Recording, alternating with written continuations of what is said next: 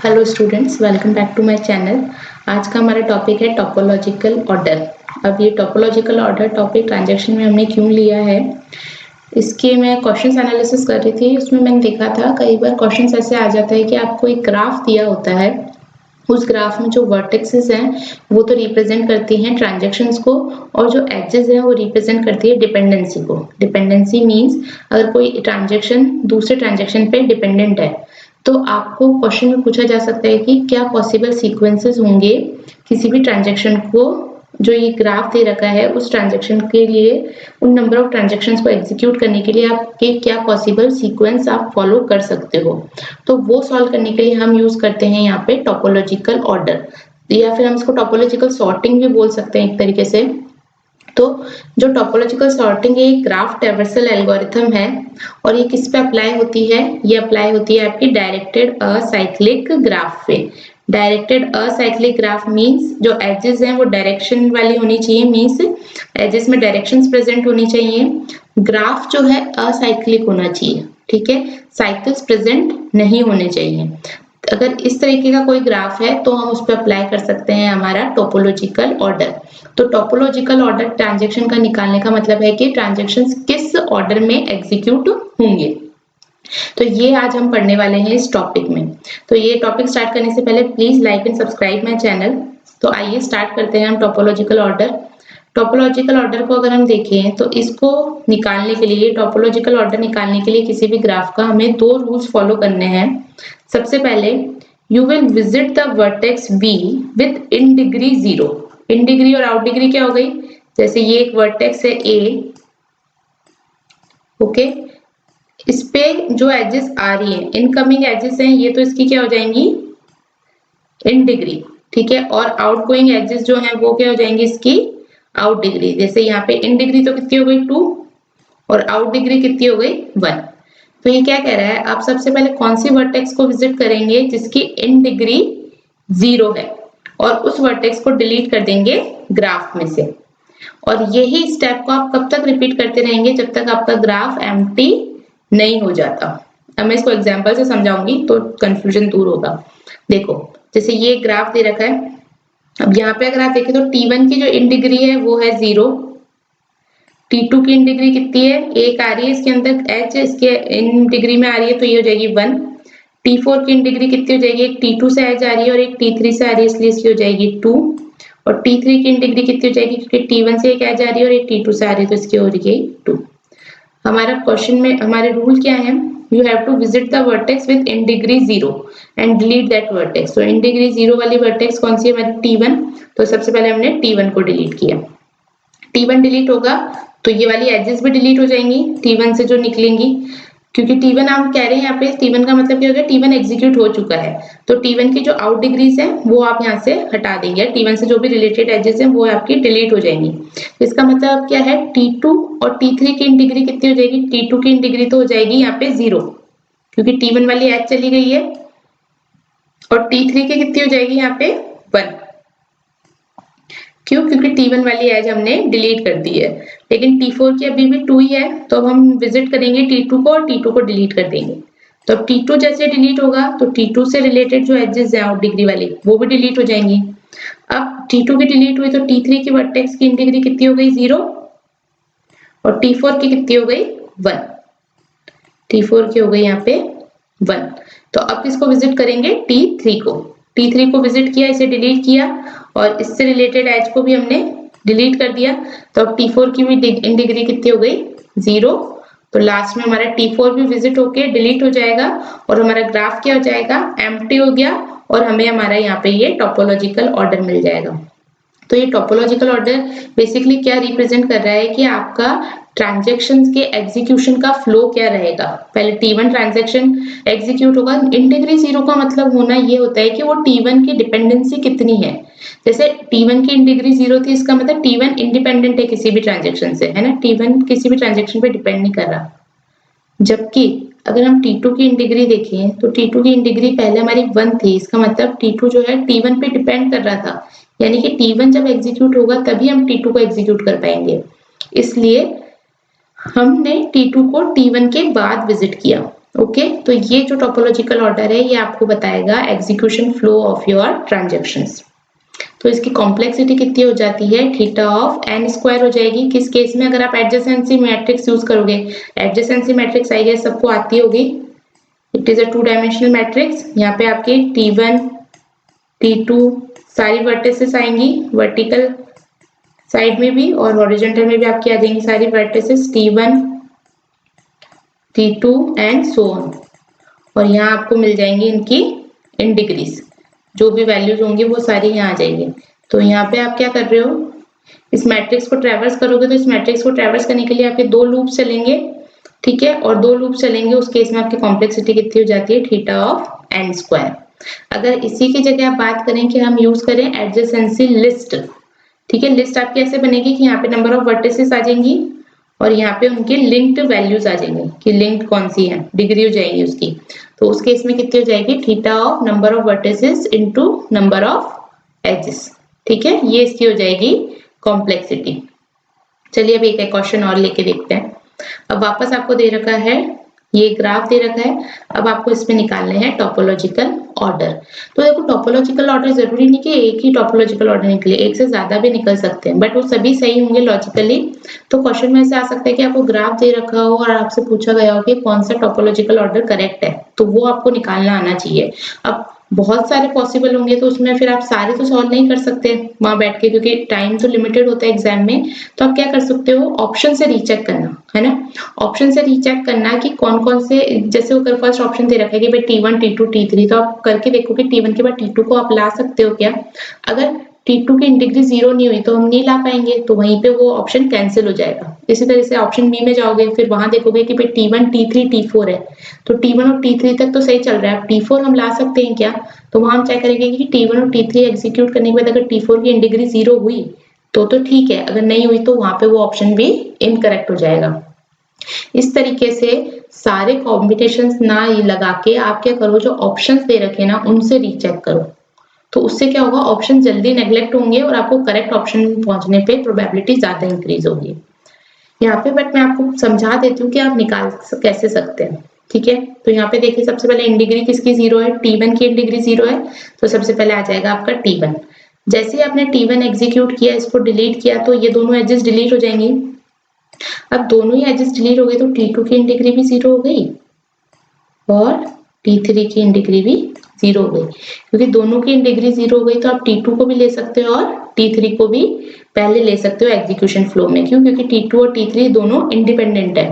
तो यहाँ पे पॉसिबिलिटी मैंने ले ली कि आइदर T2 और T3, ठीक है। अब सपोज अगर मैं पहले लेती हूँ कि मैंने T2 को लिया, तो T2 को जैसे एग्जीक्यूट करूंगी तो T2 डिलीट हो जाएगा और ये वाला डिलीट हो जाएगा। तो उस केस में क्या हो गया, अब आप T2 के बाद T3 को भी एग्जीक्यूशन में ले सकते हो और T4 को भी। क्यों, क्योंकि अब T4 की डिग्री भी 0 हो गई। तो ये क्या बन जाएगा, T3 और T4। अब सपोज मैंने T4 को लिया, अगर मैं T4 को लूंगी तो यहाँ पे क्या हो जाएगा, T4 की ये भी ये कैंसिल हो जाएगा, ठीक है। T4 डिलीट हो जाएगा तो ये कैंसिल हो जाएगा, लेकिन T6 की डिग्री अभी 0 नहीं हुई है, तो अब हमें T3 को लेना पड़ेगा, क्योंकि T5 की डिग्री भी 0 नहीं हुई है। तो फिर आप T3 लोगे, फिर T3 कैंसिल होगा, देन आप T5 लोगे, फिर T5 कैंसिल होगा और फिर आप T6 लोगे। तो आपको क्या शेड्यूल मिल जाएगा, T1 T2 T4 T3 T5 and T6। इसी तरीके से अगर T2 के बाद हम T4 ना सेलेक्ट करके T3 सेलेक्ट करते हैं, तो यहाँ पे आ जाता है आपका T3 विजिट होकर डिलीट होता, तो ये वाली एज भी डिलीट हो जाती। तो अब 2 पॉसिबिलिटी आ जाती है T3 के बाद, या तो आप T4 को सेलेक्ट करो या फिर आप T5 को सेलेक्ट करो। देखो T4 को सेलेक्ट करो या फिर T5 को सेलेक्ट करो। अगर हम T4 को सेलेक्ट करते तो ये डिलीट हो जाता और T4 के बाद T5 और T6 एग्जीक्यूट होता। T6 देखो सबसे लास्ट में एग्जीक्यूट होगा, क्योंकि इसमें डिपेंडेंसी है दोनों पे। और अगर हम T5 को पहले लेते तो T5 T4 और फिर T6 एग्जीक्यूट होता। तो देखो इसमें तुम ये ध्यान देने वाली बात है कि T6 जो है वो T4 और T5 से पहले कभी भी एग्जीक्यूट नहीं होगा, क्योंकि T6 की डिपेंडेंसी दोनों पे है। ओके, अब ये तो पॉसिबिलिटी थी जब हमने T1 के बाद T2 को सेलेक्ट किया। अगर हम T1 के बाद T3 को सेलेक्ट करते तो क्या होता, T1 के बाद अगर आपने T3 वर्टेक्स को प्रोसेस किया तो ये वाला एज डिलीट हो जाता, और ये एज डिलीट हो जाता तो क्या पॉसिबिलिटी हो जाती कि या तो T2 हम ले सकते हैं या फिर हम T5 ले सकते हैं। ठीक है, तो ये हो गया T2 और ये हो गया T5। अब T5 के बाद क्या पॉसिबिलिटी होगी, अगर हम T5 को ले लेंगे तो T6 को आप ले नहीं सकते, T4 को भी नहीं ले सकते क्योंकि T2 है अभी। तो T5 के बाद आप T2 लोगे, फिर T2 हटेगा, फिर T4 हटेगा और फिर T6 हटेगा। तो T5 के केस में तो आपका ये एग्जीक्यूशन फ्लो हो जाएगा। और अगर इसकी जगह आप लेते हो T2, T3 के बाद T5 ना लेके हम T2 लेंगे तो पॉसिबिलिटी क्या हो जाएगी, T2 के साथ फिर दो पॉसिबिलिटी आ जाएगी, एक तो या तो आप T4 लो या फिर T5 लो, क्योंकि T3 भी हट गया है। तो T4 अगर लेंगे तो पहले हो जाएगा तो T4 T5 T6 एग्जीक्यूट होगा, और अगर T5 लेते हो तो T5 T4 और T6 एग्जीक्यूट होगा। तो यहाँ पे देखो T6 कभी भी पहले एग्जीक्यूट नहीं होगा T4 और T5 से। तो ये सारे इसके टोपोलॉजिकल सीक्वेंसेस बन जाएंगे। तो देखो इस ग्राफ के 6 टोपोलॉजिकल सीक्वेंस बने। एग्जाम में इनमें से कोई भी ऑप्शन आ सकता है और वो आपको फिर करेक्ट टिक करना है। अब जैसे यहाँ पे देखो, यहाँ पे इन डिग्री T1 की 0 है तो T1 पहले आ गया। T1 के बाद इन डिग्री T2 की 0 होगी क्योंकि ये कैंसिल होगा, लेकिन T3 की इन डिग्री अभी है तो T2 की 0 है तो T2 आपने सेलेक्ट कर लिया। अब जैसे T2 सेलेक्ट करोगे तो ये सारे भी कैंसिल हो जाएंगे। अब आपके पास क्या होगा, T3 भी फ्री है और T4 भी फ्री है, ठीक है। तो या तो आप T3 ले सकते हैं या फिर आप T4 ले सकते हैं, लेकिन T5 नहीं ले सकते। क्यों? क्योंकि दोनों T5 जो है T3 और T4 दोनों पे डिपेंडेंट है। तो T5 तो डेफिनेटली लास्ट में आएगा। अगर आप T3 पहले लेते हैं तो एग्जीक्यूशन हो जाएगा T3 T4 T5, है ना, और T4 लेते हैं तो T4 T3 और T5 हो जाएगा, ठीक है। इस वाले में अगर हम देखें तो देखो T1 जो है वो बिल्कुल इंडिपेंडेंट है ना। T1 पे ना कोई इन डिग्री है ना कोई आउट डिग्री है। तो या तो आप क्या करो, आप क्या ले सकते हो, जैसे T1 को पहले लिया, फिर T2 को लेंगे क्योंकि इसके बाद T2 की डिग्री 0 है ना। तो T1 और T2 लेके ये हो जाएगा आपका कैंसिल, ये दोनों एजेस हट जाएंगी, ठीक है। लेकिन T3 पे अभी भी इन डिग्री 1 है ड्यू टू T4, तो क्या हो जाएगा execution T1 T2 T4 and T3। जबकि हम बात करें, हम ये पॉसिबिलिटी भी ले सकते हैं और ये भी ले सकते हैं क्योंकि T2 की भी इन डिग्री 0 है, तो T2 को पहले सेलेक्ट करते हो तो T2 को सिलेक्ट करोगे तो ये एजेस हट जाएंगी। उस केस में दो पॉसिबिलिटी क्या हो जाएगी, या तो आप T4 को सिलेक्ट करो क्योंकि अब T4 की डिग्री भी 0 हो गई, या फिर आप T1 को सिलेक्ट करो क्योंकि इसकी डिग्री भी 0 थी। तो दो केस क्या बन जाएंगे, T4 एंड T1। अगर T1 लोगे तो क्या बन जाएगा, T1 T4 T3 हो जाएगा, ठीक है। और अगर T4 लेते हो तो पॉसिबिलिटी क्या हो सकती है, जैसे T4 को लिया तो यहाँ से ये वाली वैल्यूज पे हट जाएंगी, तो T3 की डिग्री भी कितनी हो जाएगी, 0। तो T2 T4 के बाद दो एग्जीक्यूशन पॉसिबल है, या तो T2 T4 T1 T3 हो जाए क्योंकि दोनों की डिग्री 0 है, या फिर T2 T4 T3 T1 हो जाए क्योंकि इसकी डिग्री भी 0 है। तो ये पॉसिबल कॉम्बिनेशंस हो जाएंगे आपके 4 इस ग्राफ के लिए। इसी तरीके से अगर आप इस ग्राफ को सॉल्व करें, ये पूरा एक ग्राफ है, अब इसके अंदर आप देखो तो T1 की डिग्री भी 0 है स्टार्टिंग में और T3 की भी डिग्री 0 है। तो आप पहले आपके दो पॉसिबल कॉम्बिनेशंस तो ये होगा कि आप या तो T1 से चालू करें या T3 से, ठीक है। T1 से चालू करोगे तो ये भी कैंसिल हो जाएगी एज, तो अब आपके पास T2 और T3 दो पॉसिबल कॉम्बिनेशंस हो जाएंगे।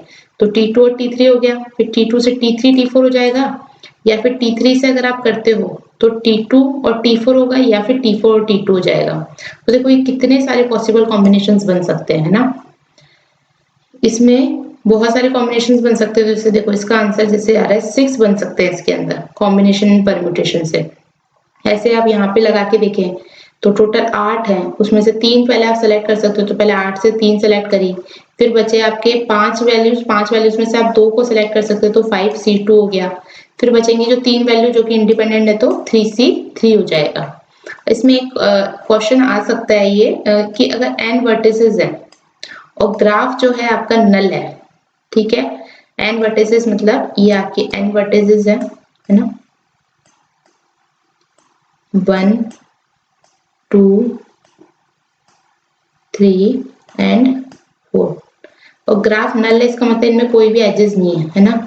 तो उस केस में total number of topological sequence कितने हो जाएंगे, n फैक्टोरियल, यानी कि जो हमारे सीरियल शेड्यूल्स होते थे उसके इक्वल हो जाएंगे। क्यों, सारे इंडिपेंडेंट है तो आप किसी को भी पहले एग्जीक्यूट कर सकते हो।